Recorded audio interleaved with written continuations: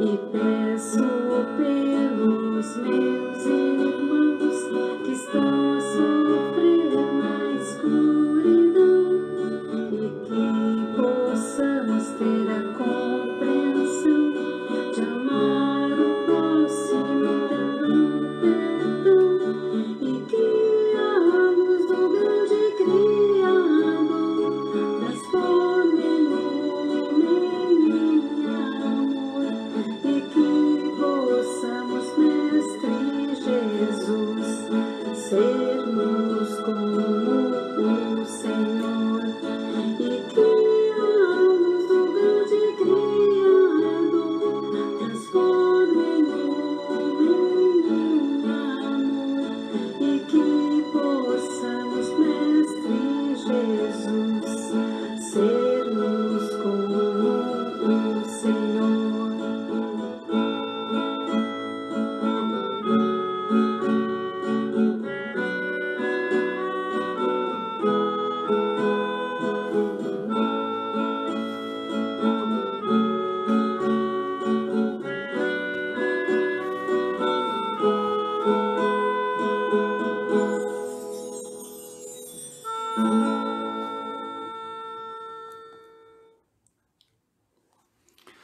Muito boa tarde a todos. Estamos iniciando a nossa transmissão de hoje, a nossa palestra desse sábado, dia 3 de outubro de 2020. Iniciaremos com a prece às 18 horas. Hoje teremos o capítulo 6 do Evangelho segundo o Espiritismo, o Cristo Consolador.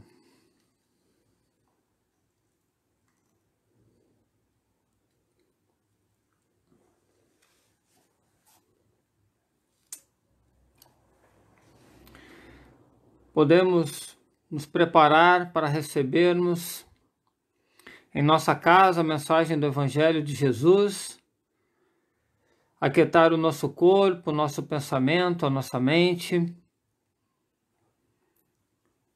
deixar as nossas tarefas cotidianas para mais tarde e concentrar a nossa ideia, o nosso pensamento na mensagem de Jesus que nos chega através do Evangelho segundo o Espiritismo. Aqueles que puderem, se acomodem, podem colocar seu copo de água perto.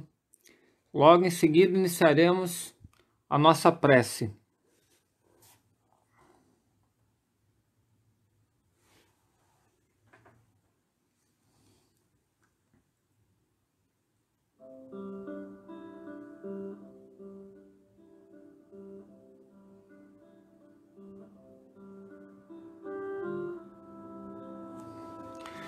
Então, neste momento de oração, em que o relógio marca 18 horas, vamos elevar o nosso pensamento ao Criador, em reconhecimento a tanta bondade, a tanta luz, tanta justiça irradiada sobre nós neste momento. E vamos dizer: Pai amado, muito obrigado pelo meu lar, pela minha casa, pela minha família, por este mundo em que vivemos. Ajuda-nos, Senhor da vida, a compreendermos os ensinamentos de Jesus, a praticarmos o amor, a fraternidade, a vivermos em paz e em concórdia com os nossos irmãos. Que possamos ainda irradiar o nosso pensamento num sentimento de gratidão a todos que nos cercam, nossos parentes, familiares, vizinhos, irmãos em humanidade. Que Jesus nos abençoe e proteja a todos. Que assim seja. Eu sou José Ramos, da Associação Espírita Mensageiros da Luz, encarregado de hoje da tarefa, capítulo 6 do Evangelho segundo o Espiritismo, o Cristo Consolador.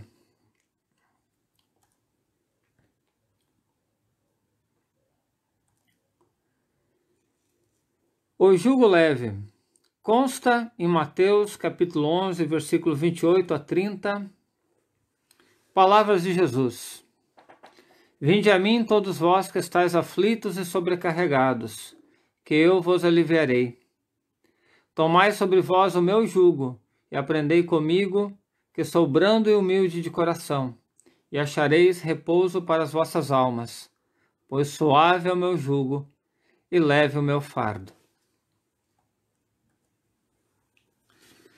Todas as misérias, decepções, dores físicas, perdas de entes amados, têm essa consolação na fé no futuro e a confiança na justiça de Deus. Jesus tem nos ensinado que é preciso que tenhamos a observância da lei de Deus. Amar a Deus sobre todas as coisas e ao próximo como a si mesmo. Ele nos fala que o seu jugo é brando, que a sua justiça é suave, desde que observemos as leis de Deus. Que basta cumprirmos o dever de amor e de caridade. Amar a Deus, amar os irmãos, amar a natureza, amar a vida, amar a nós próprios. E caridade para com todos os seres da natureza e principalmente com os nossos irmãos em necessidade. Consolador prometido. Consta no livro de João, capítulo 14, versículo 15 a 17 e 26. Se me amais, guardai os meus mandamentos, e eu rogarei ao Pai, e ele vos enviará outro Consolador, a fim de que fique eternamente convosco. O Espírito de verdade, que o mundo não pôde receber, porque não o vê e absolutamente não o conhece. Mas quanto a vós, conhecê-lo-eis, porque ficará convosco e estará em vós. Porém, o Consolador, que é o Santo Espírito, que meu Pai enviará em meu nome, vos ensinará todas as coisas e vos fará recordar de tudo que vos tenho dito. Jesus faz uma promessa, dizendo que aqueles que guardam os seus ensinamentos terão o Consolador. Jesus nos promete o Consolador, que irá esclarecer todas as coisas que ele tem dito, muitas vezes apenas em parábolas, e ainda se acrescentará muito mais ao seu ensinamento, porque na época de Jesus havia um pequeno estágio de desenvolvimento, a qual nós não suportaríamos a verdade na sua pureza. Pergunta: será que Jesus teria mesmo a necessidade de voltar fisicamente à Terra? Nós sabemos que outras religiões prometem a vinda de Jesus, o Jesus voltará. Mas será que Jesus teria mesmo a necessidade de voltar fisicamente à Terra? Outra questão: e se ele, Jesus, de outra forma já veio e não foi reconhecido? Lembramos que quando Jesus veio ao povo judeu, ele não foi reconhecido como enviado de Deus, tanto que o crucificaram. Apesar dos profetas terem profetizado a sua vinda, dado todos os sinais de que ele era o Filho de Deus, mesmo assim ele não foi reconhecido. E se ele de outra forma já veio e não foi reconhecido agora, na nossa época? Terceira questão: já temos um mundo pacificado e sem dores, misérias ou desigualdades? O planeta Terra já é um mundo de paz, de amor, de concórdia?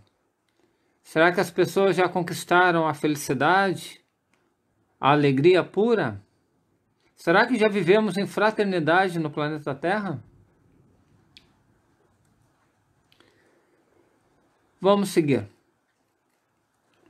Allan Kardec, figura notável, em Paris, na França, a 18 de abril de 1857, lança o Livro dos Espíritos. Após pesquisas incessantes a respeito dos fenômenos paranormais que aconteciam na época, Allan Kardec desvenda a ação espiritual sobre a matéria.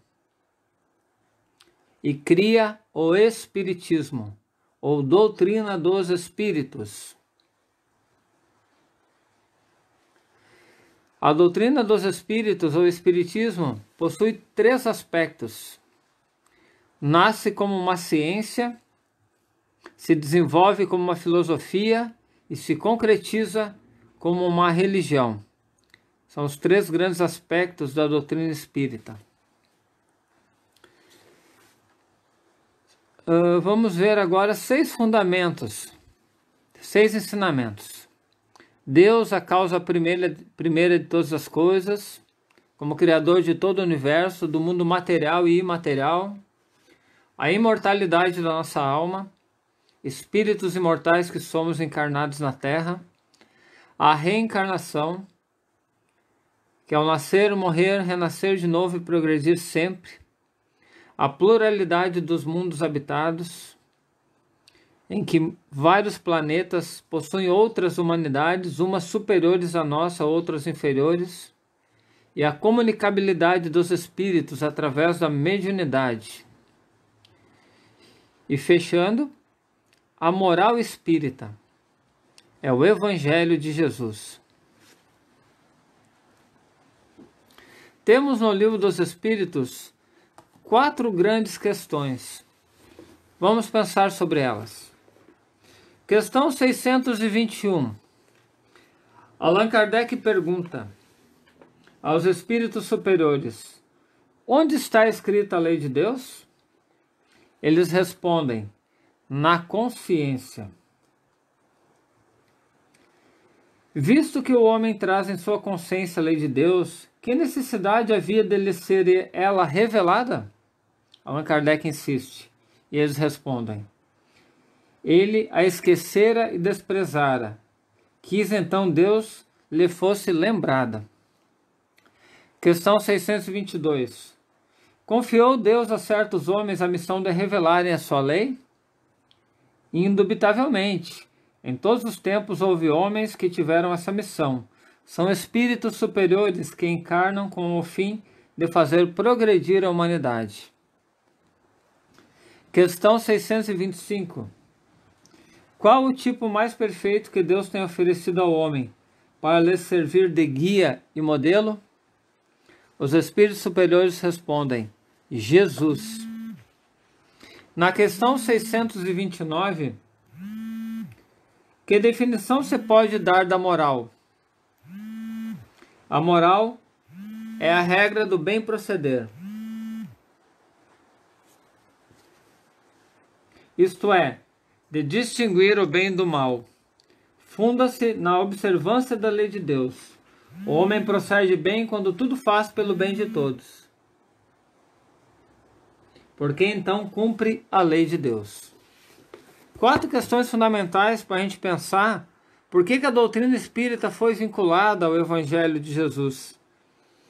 Porque de toda a moral existente no mundo, a moral de Jesus é a mais elevada. Revivendo os ensinamentos do Cristo, o Espiritismo é, na verdade, o cristianismo restaurado em sua pureza primitiva, livre das interpretações teológicas. Então, na doutrina espírita, como religião cristã, tem Jesus como guia e modelo. Tem a moral evangélica como a mais sublime já ensinada na face da terra. E como Jesus, o espírito mais perfeito que já pisou este orbe. Façamos agora algumas relações entre Jesus e Allan Kardec, apontadas por André Luiz. Jesus, representante do cristianismo. Allan Kardec, representante do espiritismo. Jesus ensina a boa nova. Allan Kardec vincula a doutrina espírita ao Evangelho de Jesus. Jesus anuncia o reino de Deus. Allan Kardec descortina o mundo espiritual, revela a existência do mundo espiritual. Jesus proclama a imortalidade da alma e Allan Kardec comprova a sobrevivência do espírito, além da morte do corpo físico.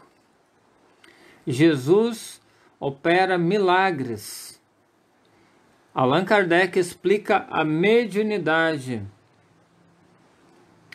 Mediunidade é a capacidade que nós temos de sermos instrumentos da espiritualidade para a cura, para a comunicação, para a mensagem e para o amparo.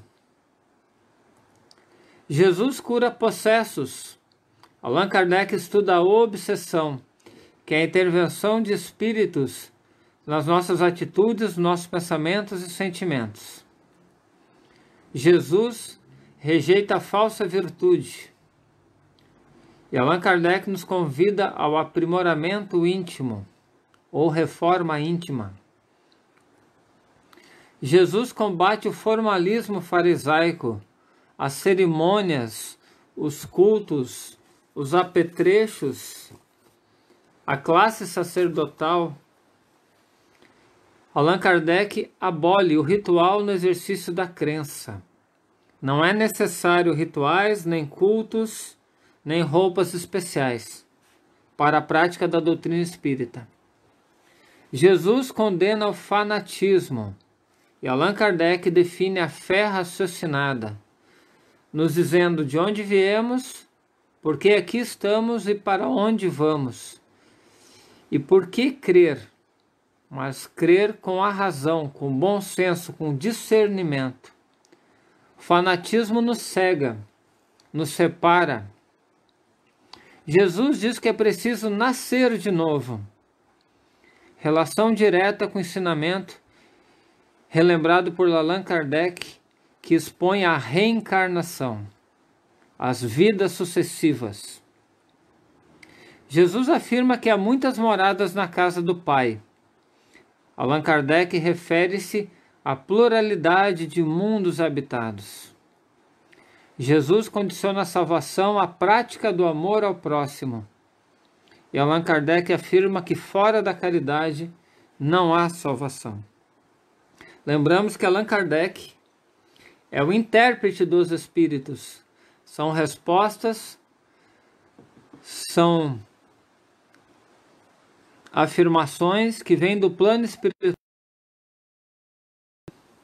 Jesus condiciona a salvação à prática do amor ao próximo, e Allan Kardec afirma que fora da caridade não há salvação. Jesus, pelo amor, traz Deus ao homem, e Kardec, pela razão, leva o homem a Deus. Aí temos, então, o advento do Espírito de verdade.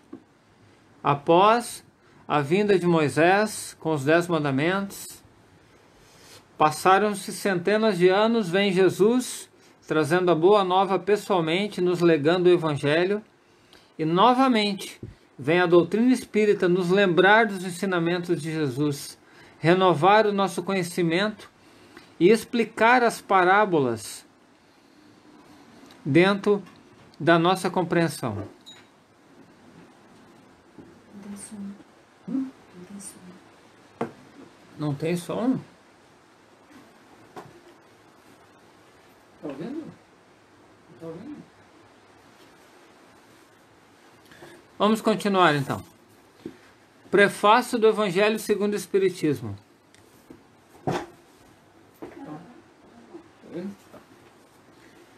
Está escrito assim: os Espíritos do Senhor, que são as virtudes dos céus, qual o imenso exército que se movimenta ao receber as ordens do seu comando, espalham-se por toda a superfície da terra, e semelhantes a estrelas cadentes vêm iluminar os caminhos e abrir os olhos aos cegos.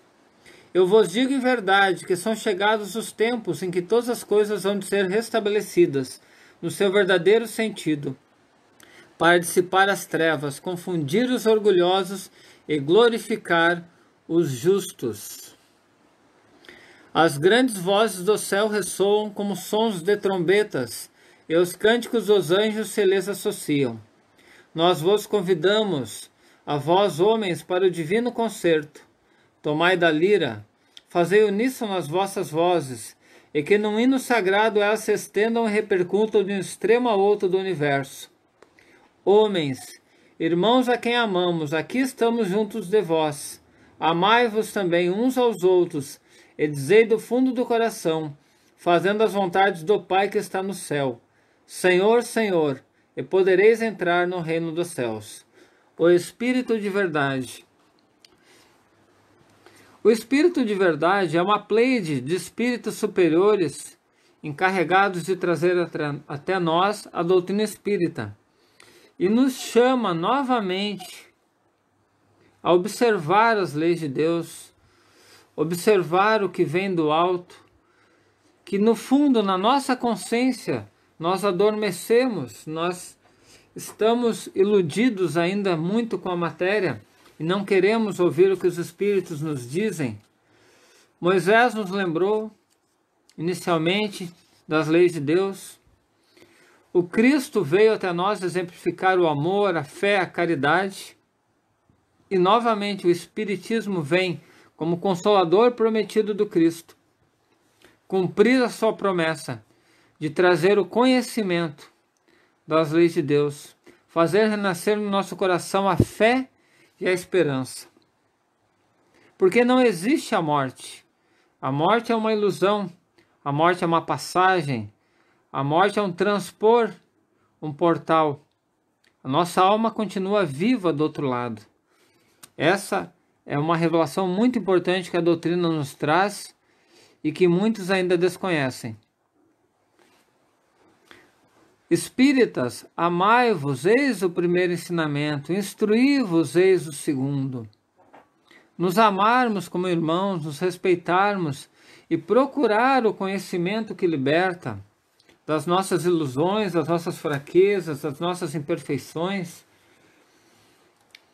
Buscar a evolução do espírito, a nossa evolução espiritual. Temos na história da humanidade, do nosso planeta, que é a nossa casa, a passagem de muitos povos, civilizações, sociedades, nações, países, culturas e tradições. Mas ainda temos, apesar de todo o desenvolvimento tecnológico e material, muitas desigualdades, intolerâncias, conflitos, guerras, que traduzem o nosso grau inferior de aperfeiçoamento moral. O contexto histórico do século XVIII contém o Renascimento, a Reforma Protestante de Martim Lutero, a Revolução Francesa com os ideais de igualdade, fraternidade, liberdade. Temos a Revolução Industrial com a invenção das máquinas, dos motores.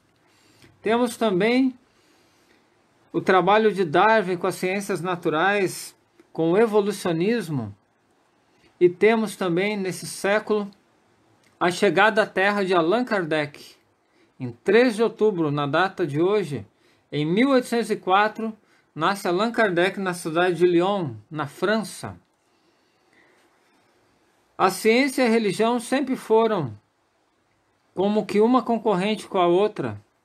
A ciência através da razão e a religião através da fé, sempre se degladiando uma contra a outra.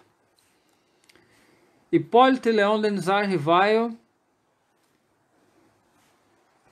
vem trazer uma nova proposta, unindo ciência e religião numa só doutrina. Aos 13 anos, seus pais o mandam à Suíça para estudar com Pestalozzi. Ele se torna professor, pedagogo, tradutor, linguista, autor de livros didáticos, trabalhos acadêmicos, fala 6 línguas, francês, alemão, espanhol, italiano, inglês e holandês, possui uma cultura universalista que abrangia todos os ramos do conhecimento, com o grande objetivo de esclarecer as massas. Temos aí a formação acadêmica de Allan Kardec. Nascido sob a religião católica, os atos da intolerância que por isso teve de suportar, cedo o levaram a conceber a ideia de uma reforma religiosa, com o intuito de alcançar a unificação das crenças. Só mais tarde o Espiritismo viria a oferecer o elemento indispensável para a solução deste problema. Sim, ele tinha formação católica na França e foi estudar no país protestante, lá na Suíça. Por isso que ele sofreu também intolerância com isso, né? Ele foi casado com Amélie Gabrielle Baudet. Era esposa dele, que era professora também. Ele pesquisou o fenômeno das mesas girantes, em que as mesas se comunicavam através de pancadas e batidas, e giravam e levantavam. Isso foi mostrado um pouco no filme Kardec, a história por trás do filme. O filme de produção brasileira aí está disponível. Allan Kardec recebeu 50 cadernos de diversos médiuns, levou 15 meses de trabalho ininterrupto, sem parar. A obra foi financiada pelo próprio Kardec, que aos 53 anos pagou do próprio bolso a publicação de 1.200 exemplares do Livro dos Espíritos, condensando todos os ensinamentos recebidos até o momento. Allan Kardec foi atacado, foi ridicularizado, foi expulso, porque muitos o acusavam de feitiçaria, bruxaria, misticismo, de charlatanismo, satanismo, preconceito, ignorância e muitos interesses econômicos e dogmas católicos perseguiram o trabalho de Allan Kardec. Em obras póstumas fica escrito desta forma: há no homem um princípio inteligente que se chama alma ou espírito, independente da matéria, e que lhe dá o senso moral e a faculdade de pensar, a nossa alma, né? A reencarnação é um dos pilares dos ensinamentos dos espíritos. É uma lição que foi escondida de nós. A grande chave para o enigma da justiça e da evolução está na reencarnação. O que conseguimos progredir em uma existência, continuamos do mesmo ponto em que paramos na existência seguinte. Alguns pensadores da igreja cristã primitiva, tais Orígenes, Tertuliano, Santo Agostinho, Ambrósio, para citar apenas alguns, acreditavam na transmigração das almas em diversos corpos, por cujo meio adquiriam sabedoria, depuravam-se e cresciam. Sem contestar o estabelecido pela igreja, a mim me parece muito mais compatível com a justiça de Deus a doutrina da transmigração das almas por muitos corpos, do que a vida única, com imediatas consequências de felicidade total ou punição eternas. Sei que isso pode incidir em blasfêmia, porque o segundo concílio de Constantinopla, reunido no ano de 552, condenou as doutrinas de Orígenes, objetivando essencialmente negar a reencarnação. O que queremos dizer com isso? O ensinamento da reencarnação foi deliberadamente retirada da Bíblia, para que a igreja pudesse, se unindo ao poder econômico, se unindo ao poder político da época, dominar os povos através da doutrina da vida única. Então, eles diziam que fora da igreja não havia salvação e não poderiam ensinar a reencarnação. E eles ameaçavam que se não seguissem a igreja, poderiam ir para o inferno, e aqueles que seguissem iriam para o céu. Nós sabemos que isso é falso hoje em dia, né? Nascer, morrer, renascer ainda e progredir sempre. Tal é a lei. Allan Kardec, após o lançamento do Livro dos Espíritos em 1857, um ano após, ele funda o primeiro centro espírita do mundo, a Sociedade Parisiense de Estudos Espíritas. Lança um jornal periódico mensal de estudos psicológicos, a Revista Espírita.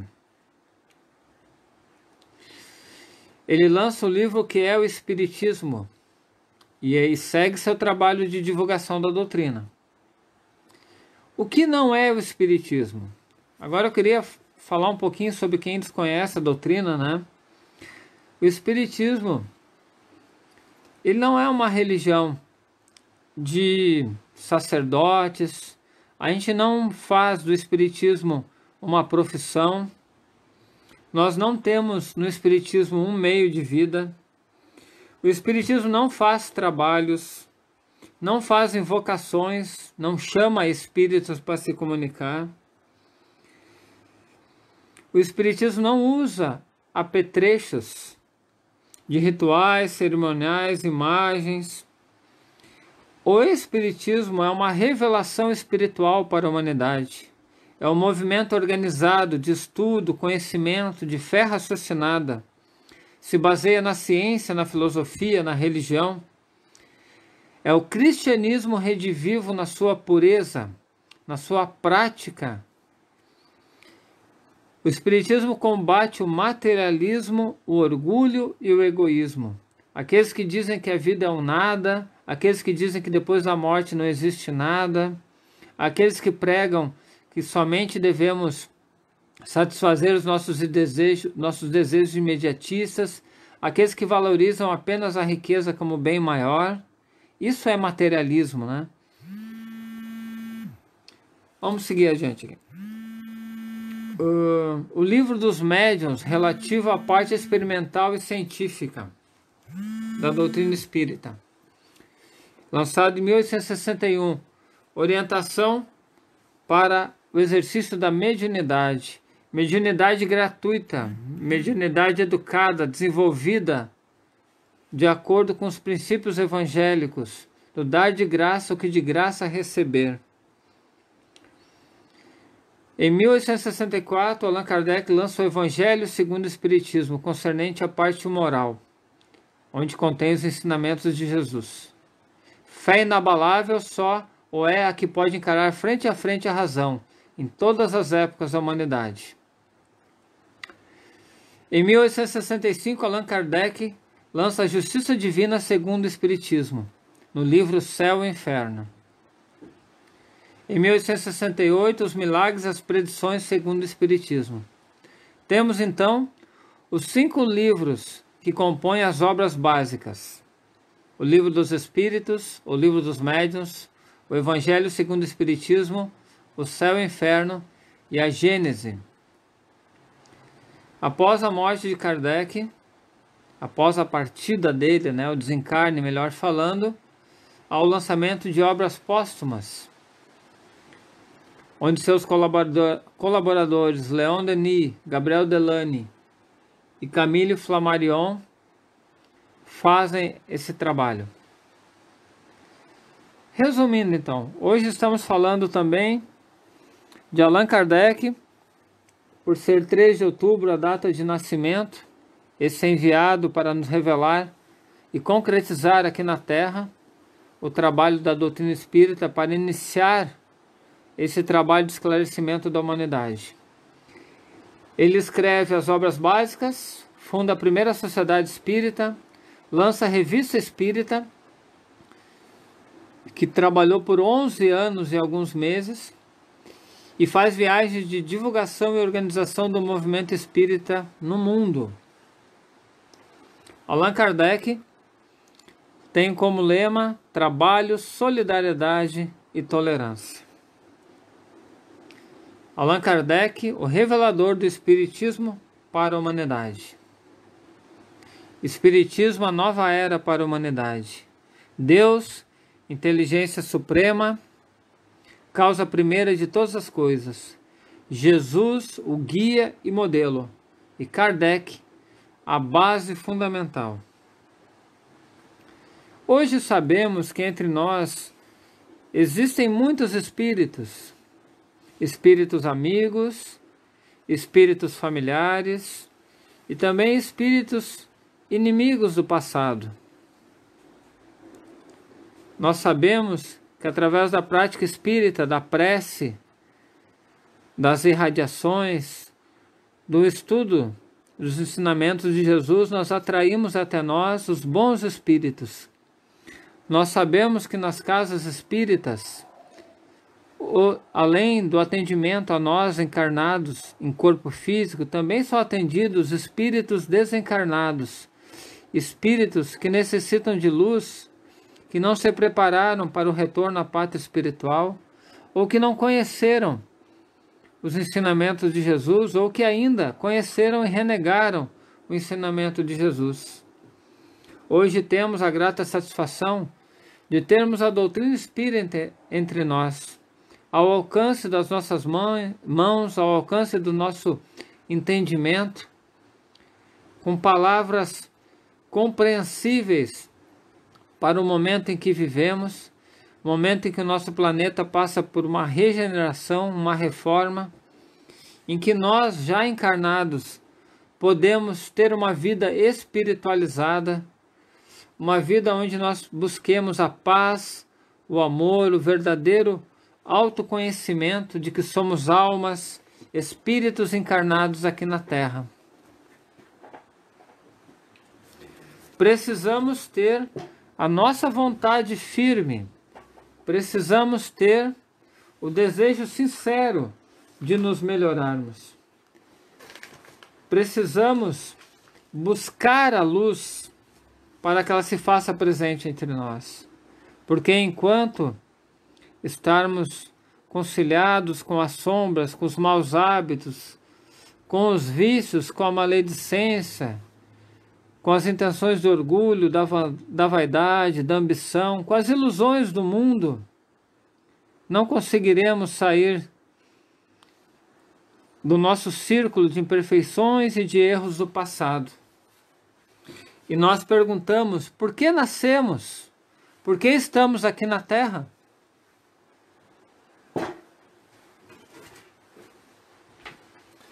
A resposta é clara. Nascemos para renovar os nossos sentimentos. Nascemos para adquirir paz de espírito, para fazermos as pazes com o nosso passado. Aquele que vem como um filho difícil, como uma esposa difícil, como um chefe difícil, às vezes renascemos numa grande dificuldade.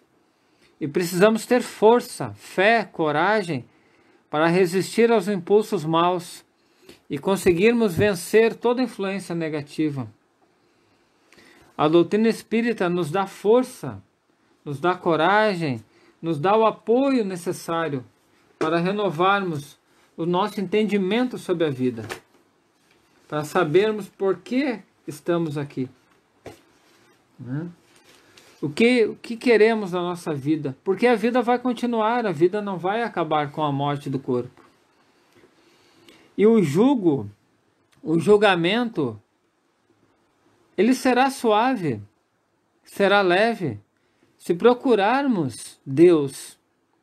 Muitas pessoas dizem, mas se Deus existisse, o mundo não estaria dessa forma. Mas está assim porque as pessoas não procuram Deus, não alimentam a sua fé, não se importam em ter momentos de meditação, de silêncio, de buscar no íntimo da sua alma as razões por que as coisas acontecem. Todos nós temos liberdade de consciência para seguir ou não aquilo que nos é sugerido. E se não temos força suficiente para vencermos a dificuldade sozinhos, procuremos uma casa espírita. Procuremos ouvir as palestras, participar dos trabalhos. Procuremos fazer o evangelho no lar, na nossa casa, acendendo uma luz, buscando a presença de Jesus na nossa casa. Não mais o Jesus crucificado numa cruz, sangrando, com a cara triste, mas o Jesus espiritual, luz, sol da vida, o Jesus de amor que está conosco, que nos envia espíritos, mensageiros da luz, ao lar de cada um de nós, para nos proteger, nos amparar. Mas precisamos, queridos irmãos e irmãs, ligar o nosso Wi-Fi com Deus através da prece. Mais do que programas de entretenimento, mais do que coisas engraçadas, humorísticas e esportes que alegram, precisamos também de Deus na nossa vida. E a doutrina espírita nos traz um Deus compreensível, um Deus de justiça, de amor, de bondade, que dá a cada um conforme as suas obras. Precisamos de um propósito de vida, de um ideal, de uma motivação, de termos um objetivo maior, porque às vezes parece que a vida não faz sentido. E um dos grandes sentidos que podemos dar para a nossa existência é a nossa melhora como ser humano, do nosso sentimento, a renovação dos nossos propósitos. Por que nascemos? O que viemos fazer aqui na Terra? Por que aqui estamos? Temos aqui em Alvorada a UME, União Municipal Espírita, unindo as casas. Temos no nosso estado do Rio Grande do Sul a Federação Espírita do Rio Grande do Sul, a FERGS. Temos a nível nacional a Federação Espírita Brasileira, com o lema Deus, Cristo e Caridade. Se tu está triste, está desamparado, procura alguém que necessita mais do que tu de amparo. Acolhe um irmão, reparte o pão, ajuda da maneira que for possível. Você verá que a dor do outro pode ser bem maior que a sua. Temos também o Conselho Espírita Internacional, demonstrando que a doutrina espírita é um movimento organizado em todo o mundo e cresce a cada dia, porque as verdades que o Espiritismo traz são demonstradas na prática. O amor incondicional a todas as pessoas, a todos os seres, o perdão irrestrito, a humildade com Deus, a caridade com o próximo, as bem-aventuranças de Jesus, que abriu o capítulo de hoje, a fé raciocinada e o consolo divino. Queridos irmãos e irmãs, estamos chegando ao final do nosso trabalho de hoje. Nós vamos nos encaminhar agora para a prece e radiação. Peço que cada um, se puder, feche seus olhos e acompanhe a prece para finalizarmos o trabalho de hoje. Muito obrigado pela atenção de todos. Oremos, queridos irmãos.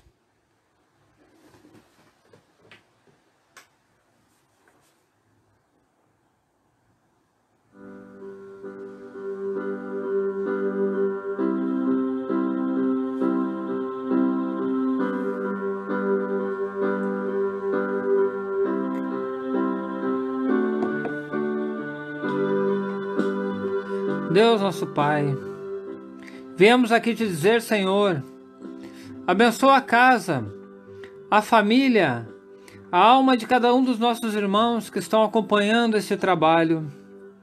Irradia, Pai amado, da tua misericórdia, do teu perdão, da tua benevolência a todos os seres desamparados, perdidos, que buscam a luz.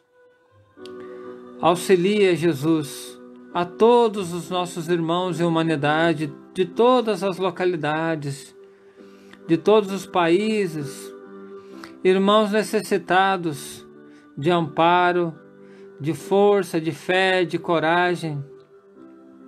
Imaginemos, queridos irmãos, à nossa frente, a imagem de Jesus estendendo suas mãos benevolentes sobre as nossas cabeças, deixando cair sobre nós do seu bálsamo de luz, de amparo, de fé, sua energia salutar, que Jesus penetre no coração de cada um de nós, que possamos renascer na esperança, na fé, na confiança em Deus, na confiança em Jesus e na confiança na vida. Sigamos em paz, queridos irmãos. Nos alegremos, tenhamos gratidão pela vida, que não estamos sós. Espíritos de luz nos acompanham, nos assistem, estão conosco todos os dias, nos abençoando e nos protegendo, trabalhando por Jesus para a renovação do nosso querido planeta Terra e de toda a nossa humanidade. Que Jesus se faça presente no coração de cada um de nós e que a doutrina espírita seja o farol do entendimento e da compreensão do amor do Cristo.